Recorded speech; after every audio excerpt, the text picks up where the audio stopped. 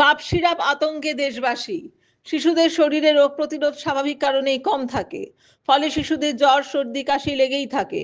সুতরাং একটু কাশি হলেই ছোট্ট শিশুর কষ্ট লাঘব করতে অভিভাবকরা মুড়িমুড়কির মতো কাপ সিরাপ খাওয়ান। কিন্তু এবার সেই কাপ সিরাপের আতঙ্কে ভুগছেন গোটা দেশের অভিভাবকরা।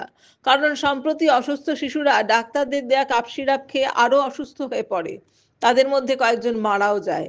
এরপর বিষয়টি নিয়ে হুলুস্থুলু পড়ে যায়। দৃশ্য কাপ সিরাপ নিরাপদ প্রমাণ করতে নিজে খান এবং নিজের গাড়ির চালককেও খাওয়ান। এর কিছু সময় পর গাড়ি নিয়ে বাড়ি ফেরার পথে গাড়ির ভেতরেই ওই চিকিৎসক এবং তার গাড়ির চালক গুরুতর অসুস্থ হয়ে পড়েন। চিকিৎসক নির্দিষ্ট সময়ের মধ্যে বাড়িতে না ফেরায় তার পরিবারের লোকজন খোঁজাখুঁজি শুরু করে দেন। এরপর পরিবারের লোকজন পথের গাড়ির ভেতর থেকে অসুস্থ অবস্থায় তাদের উদ্ধার করে হাসপাতালে নিয়ে যান। সেখানে চিকিৎসার পর আপাতত তারা সুস্থ আছেন। কিন্তু এই ঘটনা ছড়িয়ে পড়তেই চারিদিকে ঘোর আতঙ্কের পরিবেশ তৈরি হয়েছে। কেন্দ্রীয় স্বাস্থ্য সচিব পূর্ণ সলিলা শ্রীবাস্তবের সভাপতিত্বে সব রাজ্য এবং কেন্দ্রশাসিত অঞ্চলগুলির সঙ্গে একটি উচ্চস্তরের বৈঠক হয় রবিবার। বৈঠকে বলা হয়েছে, কাশির সিরাপের যথেচ্ছ ব্যবহার বন্ধ করতে হবে। শিশুদের ক্ষেত্রে এই ধরনের ওষুধ ব্যবহারের আগে যথেষ্ট সতর্ক হতে হবে। শিশুদের কাপ সিরাপ প্রেসক্রাইব করার আগেও সতর্ক থাকতে হবে।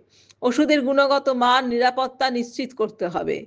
সম্প্রতি মধ্যপ্রদেশ, রাজস্থান এবং মহারাষ্ট্রে কাশির সিরাপ খেয়ে পরপর শিশু মৃত্যুর অভিযোগ ওঠে। তারপরই এই কড়া পদক্ষেপ।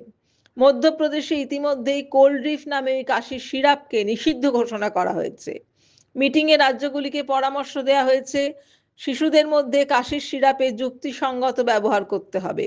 বেশিরভাগ কাশি নিজেই সেরে যায়, এর জন্য ওষুধপত্রের প্রয়োজন হয় না। শিশুদের ক্ষেত্রে কাশির সিরাপের ব্যবহার যথেষ্ট সতর্কতার সঙ্গেই করতে হবে। Bureau report, Durnibar Bangla news.